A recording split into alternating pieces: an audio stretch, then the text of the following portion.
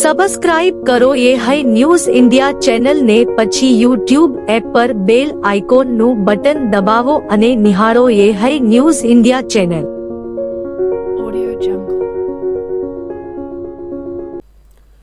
વાવ થરાદ પંથકમાં ઓનલાઈન છેતરપિંડીના કિસ્સાઓ વધી રહ્યા છે, ત્યારે વધુ 2 ખેડૂત સાયબર ક્રાઇમનો ભોગ બન્યા હોવાની ઘટના સામે આવી છે. થરાદના વડગામડા ગામના વાઘાભાઈ ચૌધરીના સ્ટેટ બેંક ઓફ ઇન્ડિયાના ખાતામાંથી અજાણ્યા શખ્સે ગેરકાયદેસર રીતે 8,500 ઉપાડી લીધા હતા, તો બીજી તરફ અન્ય એક ખેડૂત લગધીરભાઈ પ્રજાપતિના ખાતામાંથી પણ 10,000 રૂપિયા કપાઈ ગયા હતા. વાઘાભાઈ ચૌધરીએ 29 માર્ચ 2026ના રોજ બપોરના સમયે ઘરે હાજર હતા, ત્યારે તેમના મોબાઈલ પર મેસેજ આવ્યો કે SBI બેંક ખાતામાંથી 8,500 રૂપિયા કપાઈ ગયા છે. તેમણે કોઈ નાણાકીય વ્યવહાર કર્યો ન હોવા છતાં રકમ કપાઈ જતા તેઓ ચોંકી ઉઠ્યા હતા. તાત્કાલિક તેમણે બેંકનો સંપર્ક કર્યો હતો, પરંતુ રવિવારની રજા હોવાથી બેંક બંધ હતી. 30 માર્ચ 2026ના રોજ બેંક મેનેજરનો સંપર્ક સાધતા તેમને સાયબર ક્રાઇમમાં ફરિયાદ કરવા જણાવાયું હતું. ભોગ બનનાર ખેડૂતે state cyber cell CID crime Gandhinagar ખાતે ઓનલાઈન ફરિયાદ નોંધાવી છે. લગધીરભાઈ પ્રજાપતિ પણ સાયબર છેતરપિંડીનો ભોગ બન્યા છે. તેમણે જણાવ્યું કે જ્યારે SBIની યોનો એપમાં ચેક કર્યું ત્યારે તેમને 10,000 રૂપિયાની રકમ કપાઈ હોવાની ખબર પડી. તેમને આ અંગેનો કોઈ મેસેજ આવ્યો ન હતો. દાવા મુજબ તેમના એકલાના નહીં પણ આ વિસ્તારના આશરે 100 જેટલા લોકોના ખાતામાંથી આ રીતે પૈસા ઉપડી ગયા છે.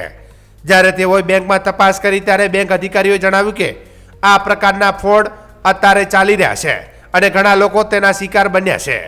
આ મામલે વાઘાભાઈ ચૌધરીએ થરાદ પોલીસ ઇન્સ્પેક્ટરને લેખિત અરજી આપી પોતાની મહેનતની કમાણી ચોરી કરનાર અજાણ્યા શખ્સો સામે ગુનો નોંધી કાયદેસરની કાર્યવાહી કરી નાણાં પરત અપાવવાની માંગ કરી છે.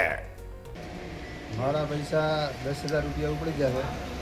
રોરવાડા લગધીરભાઈ રામરાભાઈ પ્રજાપતિ અને બેંકમાં SBI બેંકમાંથી ઉપડી જાય.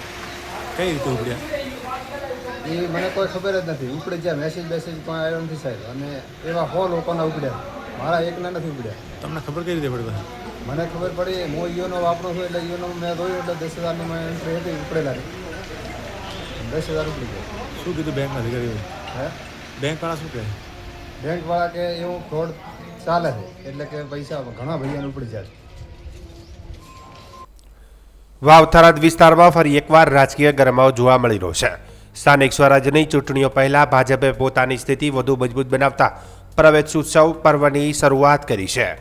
વાવ માર્કેટયાર્ડ ખાતે યોજાયેલા કાર્યક્રમમાં ચૌધરી સમાજના 4 મજબૂત આગેવાનો સહિત મોટી સંખ્યામાં કાર્યકરો ભાજપમાં જોડાયા હતા. ઉલ્લેખનીય છે કે તમામ આગેવાનો અગાઉ પેટા ચૂંટણી દરમિયાન ભાજપ છોડીને અન્ય પાર્ટીમાં જોડાયા હતા. હવે ફરી રાજકીય સમીકરણો બદલાતા તેઓ ભાજપમાં ઘર વાપસી કરી છે, જેને કારણે સ્થાનિક રાજકારણમાં નવી ચહલ પહલ જોવા મળી છે. આ પ્રસંગે મંત્રી સ્વરૂપજી ઠાકોર હાજર રહ્યા હતા અને તેમણે 4 આગેવાનોને ભાજપનો ખેસ પહેરાવી સત્તાવાર રીતે પાર્ટીમાં આવકાર્યા હતા. કાર્યક્રમ દરમિયાન ભાજપના કાર્યક્રમોમાં ઉત્સાહ જોવા મળ્યો હતો. માત્ર વાવ થરાદ જ નહીં, થોડા સમય પહેલા બાબર ખાતે પણ મોટી સંખ્યામાં કોંગ્રેસના કાર્યકરો ભાજપમાં જોડાયા હતા. સતત થઈ રહેલા આવા પ્રવેશ ઉત્સવો ભાજપ માટે રાજકીય રીતે સકારાત્મક સંકેત માનવામાં આવી રહ્યા છે. સ્થાનિક સ્વરાજની ચૂંટણી પહેલાં જ ભાજપે પોતાની સંગઠનાત્મક શક્તિ વધારવા માટે સક્રિય બન્યું છે. ખાસ કરીને વાવ થરાદ જિલ્લાના વિસ્તારોમાં ભાજપ વધુ મજબૂત બની રહ્યું છે, જેનાથી વિરોધ પક્ષ માટે પડકાર ઊભો થયો છે. આ વિસ્તાર બનાસકાંઠાના સાંસદ હોમટાઉન વિસ્તાર માનવામાં આવે છે, જ્યાં ભાજપની વધતી મજબૂતી પાર્ટી માટે મહત્વપૂર્ણ માનવામાં આવી રહ્યું છે.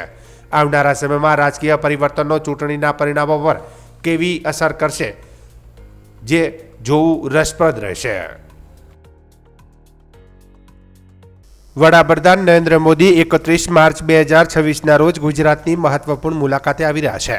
આ પ્રસંગે તેઓ વાવ થરાદ જિલ્લાના વિસ્તારમાં કુલ 19,806.9 કરોડના વિકાસ કાર્યોનું લોકાર્પણ અને ખાતમુહૂર્ત કરશે. આ કાર્યક્રમમાં ગુજરાતના મુખ્યમંત્રી ભૂપેન્દ્રભાઈ પટેલ અને અન્ય વરિષ્ઠ આગેવાનો હાજર રહેશે. આ મહત્વાકાંક્ષી પ્રોજેક્ટમાં ભારત સરકારના ઉર્જા, માર્ગ પરિવહન અને હાઈવે તેમજ રેલવે મંત્રાલયના કુલ 10,921 કરોડના કામોનો સમાવેશ થાય છે. ખાસ કરીને કચ્છ જિલ્લાના ખાવડા ખાતે વિશ્વના સૌથી મોટા હાઇબ્રિડ રિન્યુએબલ એનર્જી પાર્ક સાથે જોડાયેલા પ્રોજેક્ટનું લોકાર્પણ થશે, જે હરિત ઉર્જાના વિકાસમાં મહત્વપૂર્ણ યોગદાન આપશે.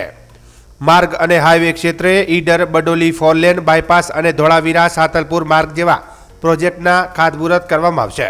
સાથે જ અમદાવાદ ધોલેરા એક્સપ્રેસવેના વિવિધ પેકેજોનું લોકાર્પણ થશે, જે રાજ્યના ઇન્ફ્રાસ્ટ્રક્ચરને નવી ગતિ આપશે. રેલવે વિભાગ હેઠળ હિંમતનગર ખેડબ્રહ્મા બ્રોડગેજ લાઇન સહિતના પ્રોજેક્ટનો સમાવેશ થાય છે. ગુજરાત સરકાર દ્વારા પણ ₹8,886 કરોડના વિકાસ કાર્યો હાથ ધરવામાં આવશે, જેમાં શહેરી વિકાસ વિભાગ 5,295 કરોડથી વધુના પ્રોજેક્ટ મુખ્ય છે. અમદાવાદ અને ગાંધીનગરમાં BRTS AMTS મોડર્નાઇઝેશન, નવા બ્રિજ, EWS આવાસ, સ્પોર્ટ્સ કોમ્પ્લેક્સ અને ગટર વ્યવસ્થા જેવા પ્રોજેક્ટનો સમાવેશ થાય છે. આ ઉપરાંત જળ સંસાધન, આરોગ્ય, પ્રવાસન, GIDC અને આદિજાતિ વિકાસ વિભાગના વિવિધ કામોનો પણ સમાવેશ થાય છે.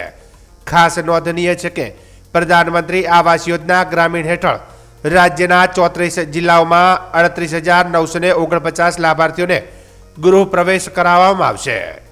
વાવ થરાદમાં યોજાનારા ભવ્ય કાર્યક્રમ ગુજરાતના સર્વાંગી વિકાસને નવી દિશા આપશે અને ઇન્ફ્રાસ્ટ્રક્ચર તેમજ જીવનમાં નોંધપાત્ર સુધારો લાવશે. ગુજરાતમાં આગામી 5 એપ્રિલ સુધી ભર ઉનાળે કમોસમી વરસાદ પડવાની સંભાવના છે. સાયક્લોનિક સર્ક્યુલેશન અને વેસ્ટર્ન ડિસ્ટર્બન્સની બેવડી અસરના કારણે રાજ્યના મોટાભાગના વિસ્તારોમાં આંધી, તોફાન અને વીજળીના કડાકા સાથે વરસાદ ખાબકી શકે છે. હવામાન વિભાગના ડાયરેક્ટર ડોક્ટર AK દાસે રાજ્યમાં વરસાદી વાતાવરણ અંગે માહિતી આપતા જણાવ્યું કે હાલમાં એક સાયક્લોનિક સર્ક્યુલેશન સિસ્ટમ અને ટ્રફ લાઇન સક્રિય થઈ છે. આ ઉપરાંત વેસ્ટર્ન ડિસ્ટર્બન્સની અસર પણ વાતાવરણમાં જોવા મળી રહી છે. આ તમામ ભૌગોલિક પરિબળો ભેગા થવાને કારણે રાજ્યના વાતાવરણમાં અચાનક પલટો આવ્યો છે અને ભર ઉનાળે ચોમાસા જેવો માહોલ સર્જાયો છે. આગાહી મુજબ ઉત્તર ગુજરાત, દક્ષિણ ગુજરાત અને સૌરાષ્ટ્ર કચ્છના વિસ્તારોમાં વરસાદની વ્યાપક અસર જોવા મળશે. આજે બનાસકાંઠા, પાટણ, મહેસાણા, સાબરકાંઠા, ગાંધીનગર, અરવલ્લી, દાહોદ, મહીસાગર, ડાંગ, નવસારી, વલસાડ, દમણ, દાદરાનગર હવેલી, સુરેન્દ્રનગર, જામનગર, પોરબંદર, મોરબી, દ્વારકા અને કચ્છ જિલ્લામાં ગાજવીજ સાથે આંધી અને તોફાન સાથે વરસાદ પડવાની પ્રબળ સંભાવના વ્યક્ત કરવામાં આવી છે. તો બીજી તરફ મધ્ય ગુજરાતના વિસ્તારોમાં મહદઅંશે વાદળછાયું વાતાવરણ રહેશે. અમદાવાદમાં પણ આજે વાદળોના ઘેરાવા વચ્ચે હળવા વરસાદની સંભાવના છે. હવામાન વિભાગના જણાવ્યા અનુસાર આગામી 2 અને 3 એપ્રિલના રોજ ફરી એકવાર વાતાવરણમાં મોટો પલટો આવશે અને વરસાદની પ્રવૃત્તિ જોવા મળશે. जो फोरकास्ट हमने दे रहा है 30 मार्च से लेकर दूसरा 5 अप्रैल तक, इसमें 30 अप्रैल को आइसोलेटेड प्लेसेस में इक्का दुक्का स्थानों में हल्का बारिश के साथ आंधी और बिजली गिरने का संभावना रहेगा. इसके साथ जो तेज़ हवा है इसका जो गति रहेगा 30 से 40 किलोमीटर प्रति घंटा रहने का संभावना रहेगा आज 30 तारीख को, 30 मार्च को. और इसके साथ जो सिनोप्टिक्स वेदर है हमारे लिए जो इम्पोर्टेंट है, एक वेस्टर्न डिस्टर्बेंस, ऊपरी हवा की जो साइक्लोनिक सर्कुलेशन होता है वो अभी परसिस्ट कर रहा है. करीब 65 डिग्री पूर्व और 20 डिग्री उत्तर, और उसके साथ एक जुड़ा हुआ ट्रफ लाइन पास कर रहा है जो करीब 3.1 किलोमीटर ऊंचाई में बनी हुई है. एक इंड्यूस्ड साइक्लोनिक सर्कुलेशन अभी पंजाब और जो सटे हुए हरियाणा उसके ऊपर बने हुए हैं 1.5 किलोमीटर ऊपर, और एक ट्रफ लाइन हुई साइक्लोनिक सर्कुलेशन जो बने हुए वहाँ से लेकर उत्तर पश्चिम अरब सागर के तक, उत्तर पूर्व अरब सागर तक पश्चिम राजस्थान होते हुए पास कर रहा है 1.5 किलोमीटर ऊपर में. इसके साथ एक फ्रेश वेस्टर्न डिस्टर्बेंस अभी उत्तर पश्चिम भारत और गुजरात के साथ वेदर को इम्पैक्ट करने का संभावना रहेगा 2 अप्रैल से. अभी हमारे साथ जो डिस्ट्रिक्ट अभी गुजरात रीजन वाइज 30 तारीख के लिए हम दे रहे हैं, येलो वार्निंग दे रहे हैं. बनासकांठा, पाटण, महेसाणा, साबरकांठा, गांधीनगर, अरावली, अहमदाबाद, पंचमहल, दाहोद, महीसागर, डांग, नवसारी, वलसाड, दमन, दादरा नगर हवेली, गुजरात रीजन में. और सौराष्ट्र कच्छ में आपका जो डिस्ट्रिक्ट है सुरेंद्रनगर, जामनगर, पोरबंदर, मोरबी, द्वारका और कच्छ के लिए दिया गया है. इसके आगे फिर 31 मार्च और 1 अप्रैल को कोई बारिश होने का संभावना नहीं रहेगा, लेकिन 2 और 3 अप्रैल को आपका फिर से हल्का बारिश का संभावना रहेगा, आंधी के साथ तो बिजली गिरने का भी संभावना रहेगा और जो तेज़ हवा की गति 30 से 40 किलोमीटर प्रति घंटा में रहने का संभावना रहेगा। अभी जो हमारा उच्चतम तापमान है सबसे ज़्यादा रिकॉर्ड हुआ है अमरेली में, जो सामान्य से 2.6 डिग्री सेंटीग्रेड नीचे है। अहमदाबाद में रिकॉर्ड हुआ है 36.4 डिग्री सेंटीग्रेड, जो सामान्य से 1.9 डिग्री सेंटीग्रेड नीचे है। गांधीनगर में 35.8 डिग्री सेंटीग्रेड रिकॉर्ड हुआ है, जो सामान्य से 2.5 डिग्री सेंटीग्रेड नीचे है।